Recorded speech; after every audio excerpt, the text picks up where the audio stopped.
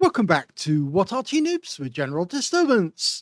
This is a Bat Châtillon 155-58. It's the Tier 10 French SPG. This one's located on the north spawn of Overlord, and it's under the command of Quizrat of TSA. Game on.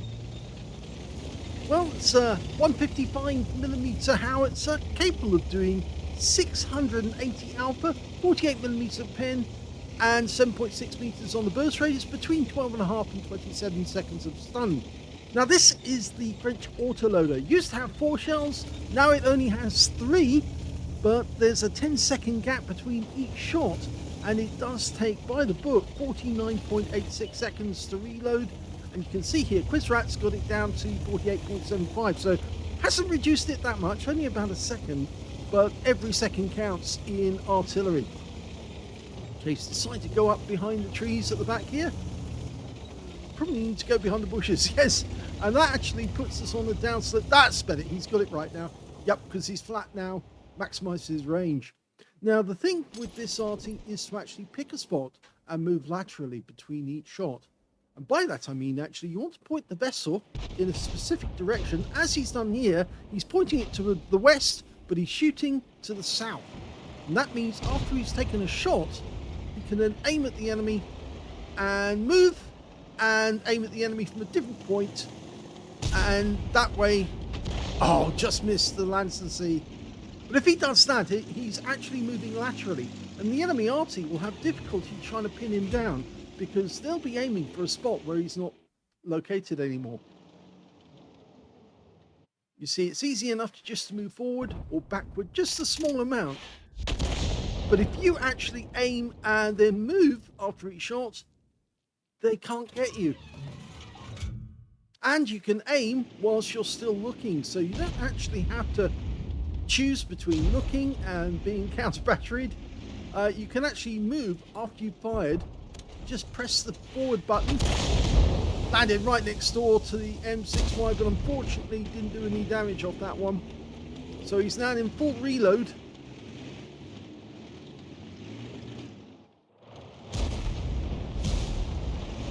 Now, the concept of actually having an autoloader is actually a good idea, and many artists today do actually have that feature. Not just the new ones that have just come in, the ones which have actually been purchased and in fact deployed in a certain country and a certain war that's going on at this moment. But to have autoloaders like the German P2000, which are actually capable of firing multiple shells and then having those hit the enemy almost simultaneously on the same spot. Well, that one hit the ridgeline. It wasn't fully dialed in when Quizrat fired, which is why unfortunately he missed with his first shot. But he's loaded up another one. Unfortunately, that's a bit late. And again, that hit the ridgeline.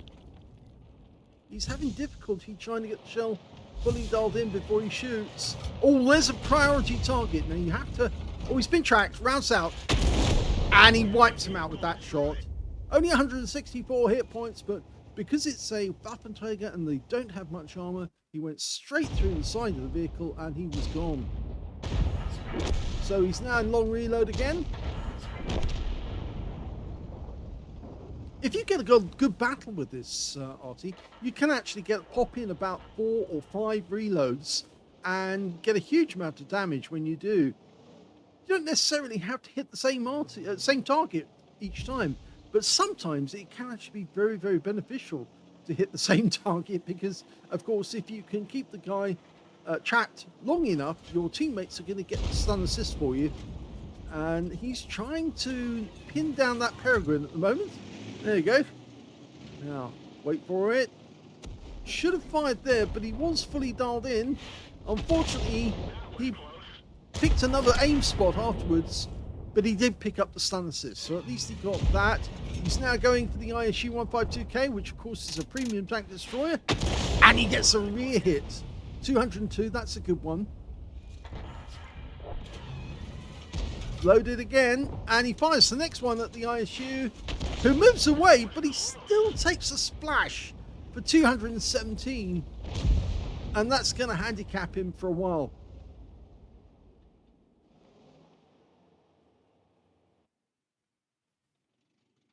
Okay, it's gone quiet just for a moment. It'll pick up again.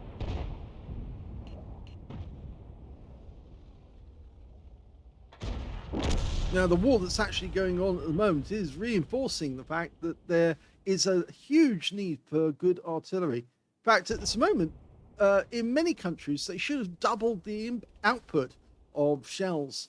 There's certainly not enough being produced either in the United States or in the UK.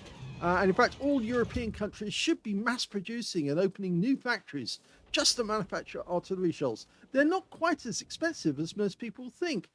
In fact, the average artillery shell is only about $1,500 to $2,000 or pounds per shell. Okay, we've got an E4. He managed to splash him the first time and he stunned him. Rounds out. This could be a direct hit. Oh, close. 36 hit points. He almost got him. But now he's going after that ISU 152K again. He won't be too happy with this, but in fact, he's out the game. Yep, nice shot. And now we can possibly take out that IS-3 too. But no, our teammates down the beach have words about him. Yes, artillery is tremendously important. And people underestimate how important it really is.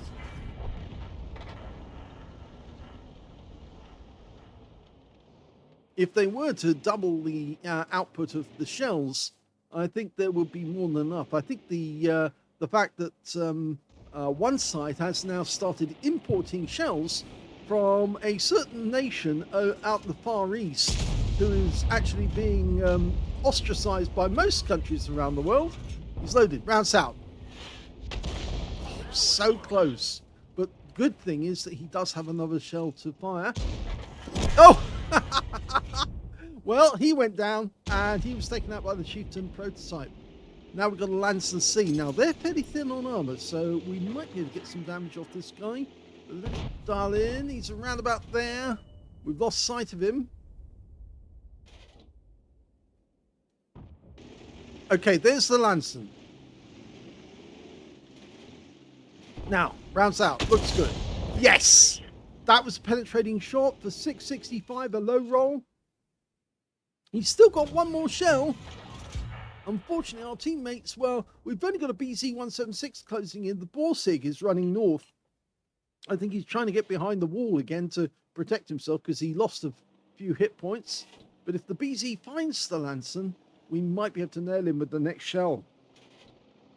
He's found him. Oh, it's a Barask. Rounds out. Oh, good shot. 267. He took out the Barask. Unfortunately, the Lanson killed our BZ-176. And I'm wondering if he's going to go north now and try and hunt down some of our other guys. Well, the Borsig went. He's gone. Dear, that means the Lanson C is loose on this side of the battlefield. And yes, Quizrat noticed that. And he's doing the correct thing, which is get the hell out of Dodge before it's too late. And in that sense, this Arty is perfect for that because it's got 62 kilometers an hour top speed, which means he can get down to the bottom of the beach and be there before the Lancer C even turns up and gets near him.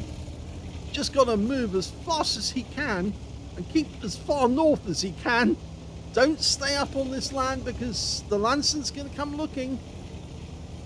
He's one of only two left on the enemy team, and you can be sure that that Lanson will want an Arty. Okay, we've sighted ourselves up on top of the cliff edge. I think that's a bit of a mistake, but the Kunzpanzer's been spotted in the south, and half our team are going after him. The rest are staying near the cap area, and we don't know where the Lancer C is, and I think actually that may be a mistake. He's been spotted. Yeah, I did say it will be a mistake, and the Lancer C is directly behind us. He should have gone down to the beach. Okay, shotgun time. At least he's got two shells available. He takes a hit from the Lanson from that 105mm, and he can't bring his gun down. Can now. Oh. Well, I did say, if you know the enemy's heading your direction, you should drive as fast as you can and as quickly as you can, and ideally down to the beach and along the beach to get to your teammates so that they can protect you. But unfortunately, he stayed up too high, and that Lanson had he had ideas. He wanted a kill, and that's exactly what he went for. The good news is that Quizrat did apologize to his teammates that he got taken out. But they do know they've won this game because they are going to cap out before they get to the Lanson. I think it very likely the Lanson at the moment is somewhere on the beach, but he's not going to get to the cap in time, and the game is going to be a victory. And that's it, they're done.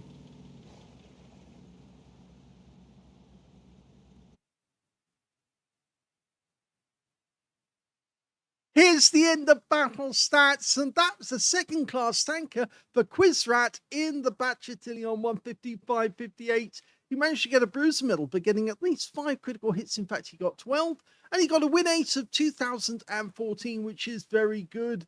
But sadly, he did get wiped out before they won, trying to do a shotgun.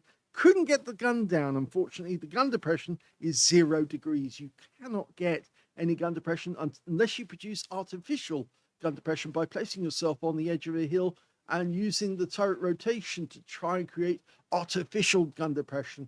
But under those circumstances, in that particular position, he couldn't get the gun to lay on the target. It does help sometimes you auto aim onto the target because it tries to force the gun down onto the target. But this way, unfortunately, there was no way he was going to get any damage at all unless he rammed the Lanson C. The thing is, though, that this Arty is faster than Lanson C. It's 62 kilometers an hour, as I said during the game. But the Lanson, well, that's top speed is only 50 kilometers an hour. So he could have run away from the Lanson if he'd gone straight down to the beach, and I would have been halfway along the beach by the time the Lanson C turned up on the beach. So, yes, he wouldn't have got anywhere near me. But unfortunately, on this occasion, I think what Quizrat wanted to do was get a last shot on either the Lanson or the Kunstpanzer, and unfortunately it didn't work out. So there you go. Sometimes it doesn't work in your favor. Anyway, we did get a fairly good result for the team, and we can see from the damage that Quizrat managed to get 1,976 hit points, which put him about mid-table. The highest damage went to the Type 5 Heavy on his team, 4,012. Second highest damage went to the Panzerkampfwagen 7, who managed to get a steel wall in 3,804. The third highest damage, well, that went to that Lancer C with 3,298. When it came to kills, we can see that the high scorer was the Lancer C. He got 4 kills. 3 kills went to the Chieftain, to Quizrat, and third place goes to the Type 5 Heavy, the Panzerkampfwagen 7, and the M6Y on the enemy team and their Barask, and that was a lovely kill he did on the Barask. Just completely wiped him out with that lovely shot. Unfortunately, it would have been helpful if it had been the Lanson that he'd taken out, but I would accept the Barask, given that it's actually quite a deadly little medium tank. But anyway, when it came to base XP, we can see it's a little further down the table, actually, in 6th place, because actually 7th place, because the Lanson managed to get between him and 6th. 1,033 went to the BZ-176, 901 went to the 50TP, 894 went to the Chieftain prototype, and there you can see 7th place, because the Lanson got 788. 7th place goes to Quizrat with the Bat Chat 155-58. He fired 16 rounds, which is a decent amount of ammunition, and he was doing so in the correct way. He was moving about a little bit, but not relocating properly, but he was situated correctly, so he could move about if the enemy started counter battery fire on him. He got 4 direct hits on the enemy, 2 of them penetrating shots, and I think we know which one was the penetrating. The Barask was more than likely. No, it wasn't. I'm wrong. Oh, well, it wasn't the Barask he penetrated, but he did penetrate the Lanson, and that's probably why the Lanson got so upset with him. And the Waffenträger as well. He got the penetration on that guy. So, yes, now we know why the Lanson C wanted to get him. He also got 10 splashes. 1,976 hit points, all of it at more than 300 meters. Received 2 hits from the enemy, both from the Lanson, both penetrated. They're both 105mm rounds, so they're going to go straight through his armor. 7 enemy vehicles were damaged, 3 were killed, so missed out on getting a Confederate by 2 tanks. 393 hit points of stun assist off 9 stuns. The reason he only got a second class was there wasn't a huge amount of stun assist, but that's because he was actually doing real damage rather than actually aiming to try and get the stun assist off them. On a free-to-play account, he actually made a loss of 25,581 credits out of this game, and he also got 5 bonds and 1,514 experience points. It was a good game. He did position himself correctly. Didn't get as much damage as you saw in the previous game by Bubbless in the 155-58, in the 155-55, I should say, because, of course, he wasn't situated correctly. Bubbless was getting good damage with his single shot because he's getting a fast reload. And in this game, unfortunately, some of the shells that Quizrat were firing just weren't hitting the target. They were getting close. They were doing a bit of stun, but they weren't doing a whole lot of stun. And because it's only a 155mm howitzer, you don't get a huge amount of stun assist off these because the stun duration is fairly low. But it was a good game all the same. And it could have ended better, but unfortunately it didn't. I hope you enjoyed that replay. If you did, please give this video a like. Do subscribe to our channel. Leave a little comment down below because it feeds the algorithm. And thank you for watching.